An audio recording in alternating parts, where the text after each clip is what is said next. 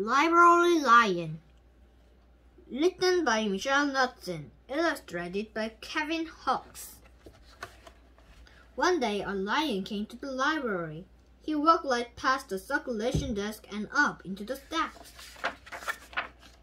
Mr. McBee ran down the hall to the head librarian's office. "Miss Merriweather," he called. "No running," said Miss Merriweather, without looking up.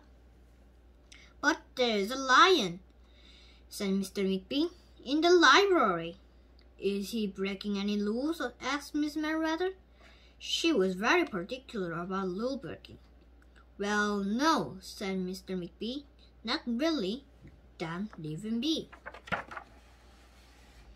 The lion wandered all around the library. He sniffed the card catalog. He rubbed his head against the new book collection. Then he padded over to the story corner and went to sleep. No one was sure what to do.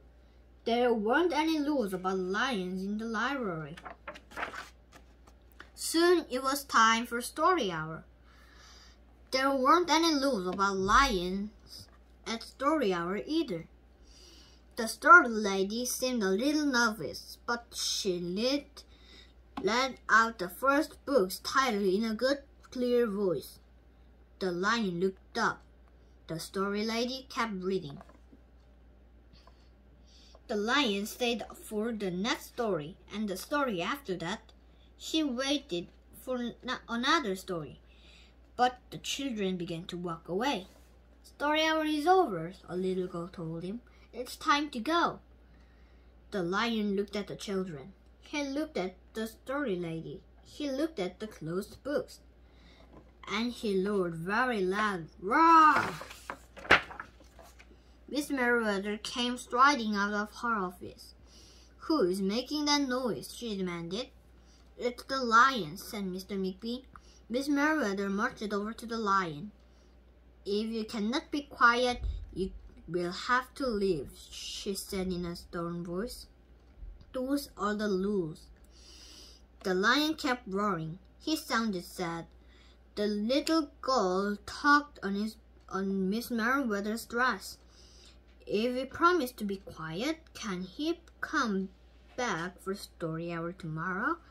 she asked. The lion stopped roaring. He looked at Miss Merriweather. Miss Merriweather looked back. Then she said, "Yes, a nice, quiet lion would certainly be allowed to come back for story hour tomorrow." "Hooray!" said the children.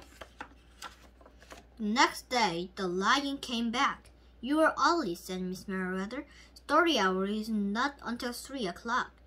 The lion did not budge. "Very well," said Miss Merriweather. You might as well make yourself useful." She sent him off to dust the encyclopedias until it was time for story hour. The next day, the lion came early again. This time, Miss Merriweather asked him to lick all the envelopes for the overdue notices. Soon the lion began doing things without being asked. He dusted the encyclopedias. He licked the envelopes. He let small children stand on his back to reach books on the highest shelves. Then he curled up in the story corner to wait for story hour to begin. At first, the people in the library were nervous about the lion, but soon they got used to having him around. In fact, he seemed very well suited for the library. His big feet were quiet on the library floor. He made the coffee bank last for the children next story hour. And he never roared in the library anymore. "What a helpful lion," people said. They patted his soft head as he walked by. "How did we ever get along without him?" Mr. McBee scowled when he heard it. They had always gotten along fine before. No lions were needed. Lions, he thought, could not understand blues. They did not belong in the library. One day, after he had dusted all the encyclopedias and licked all the envelopes and helped all the small children, the lion padded down to the hall to Miss Merriweather's office to see what else there was to do. There was still some time left before story hour. "Hello, Lion," said Miss Merriweather. "I know something you can do. You can bring a book bag into the stacks for me."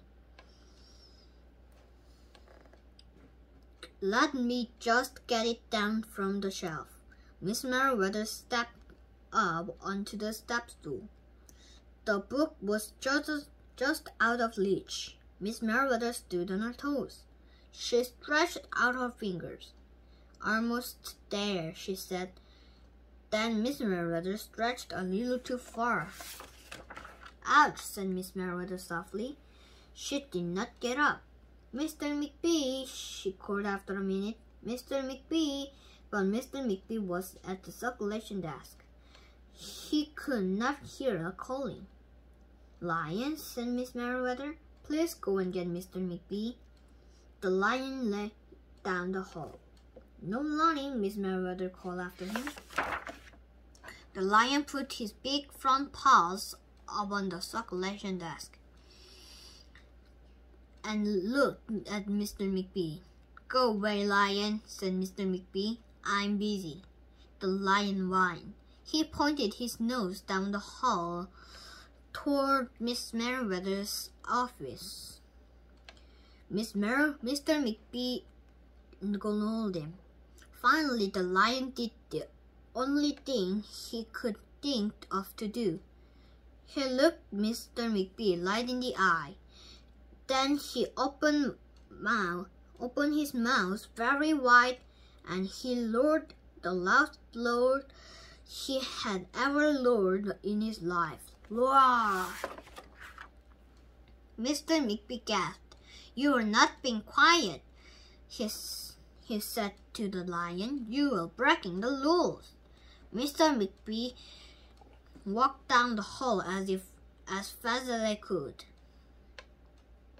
The lion did not follow him. He had broken the rules.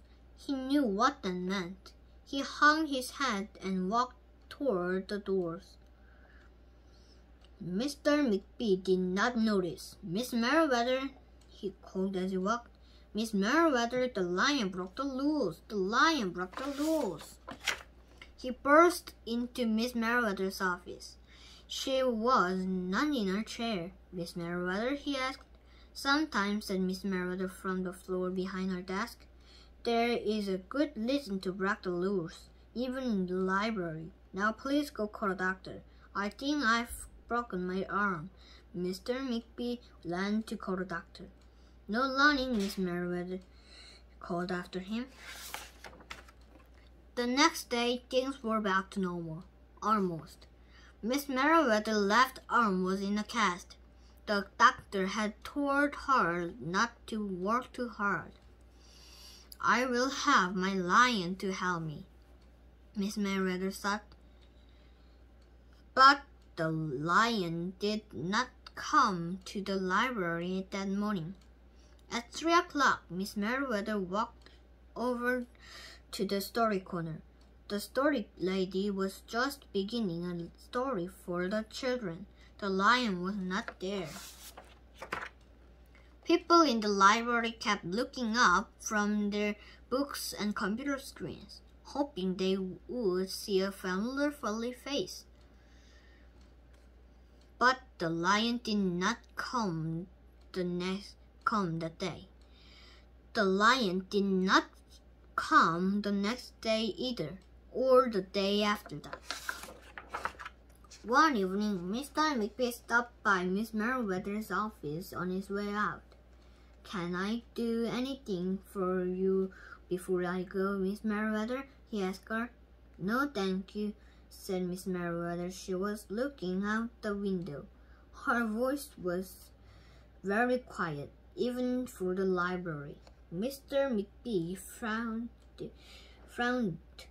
as he walked away.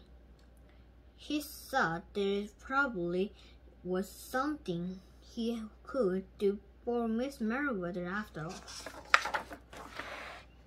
Mr. McBee left the library, but he did not go home. He walked around the neighborhood. He looked under cars. He looked behind bushes.